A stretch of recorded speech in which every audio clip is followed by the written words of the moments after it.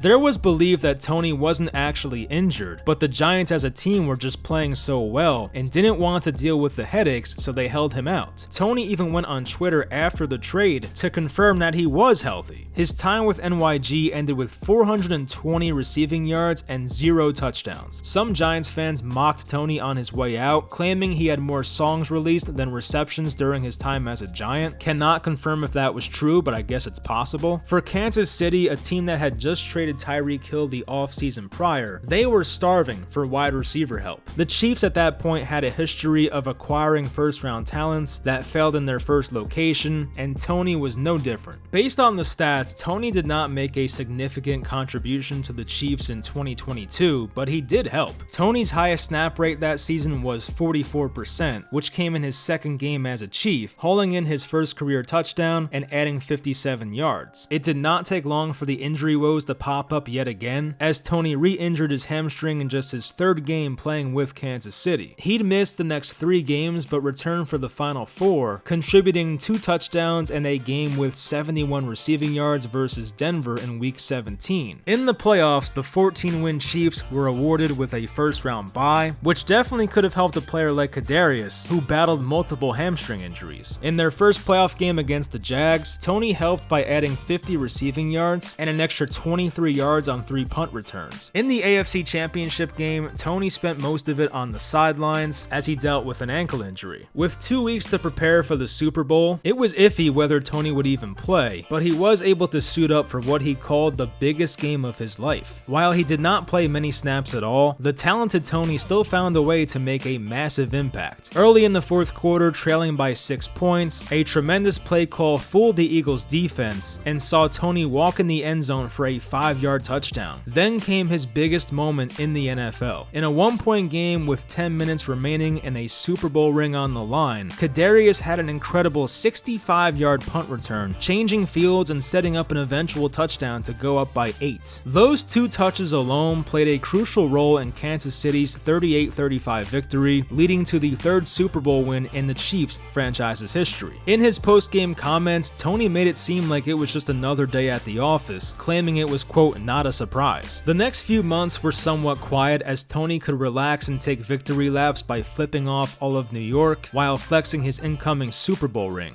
But once late July rolled around, the latest Toney injury surfaced as he reportedly had surgery on his knee to clean up some loose cartilage, but their plan was to have him back for the regular season opener. Toney did make it back for the opener, but he probably wishes he never did, and here's why. His night was a total disaster. 3 drop passes which helped Detroit upset the defending champions on their home field. One of those drops leading to a Lions pick 6. A performance so bad that Toney ended up deleting his Twitter account after all the backlash. For someone who had no issues taking victory laps in the offseason, he quite literally ran and hid when things did not go his way that night. This night felt like the turning point for Kadarius Toney's career. The ground was shaky enough to begin with, considering all the injuries and off-field distractions, but his public image became severely damaged after this stinker on national TV. He came into 2023 expecting to play a big role for the Chiefs offense, but once again failed to reach the 50% snap rate mark in a single game that season. He had his usual highlight plays, showing elite elusiveness, jaw-dropping ability to make guys miss, but it never happened consistently. Toney played in 13 games that season, only accumulating 169 yards, 1 touchdown, and 5 drop passes. Toney was involved in maybe the most controversial play in the NFL that season versus Buffalo in Week 14. The Chiefs were driving with a minute left in the game and looked like they just pulled off an insane trick play to go up by 4. Travis Kelce threw a lateral across the field to Toney, who scampered into the end zone in one of the coolest plays you'll ever see. There was just one problem. When the ball was snapped, Kadarius Toney himself was lined up well ahead of the ball, resulting in an offsides penalty. Me?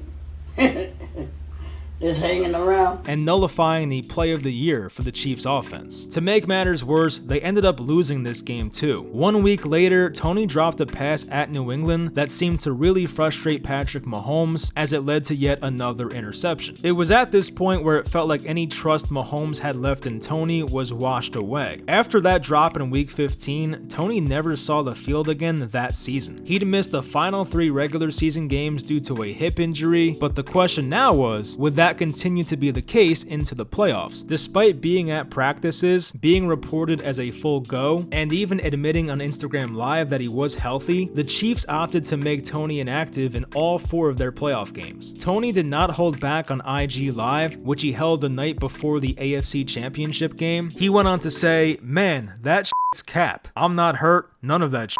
Save that shit.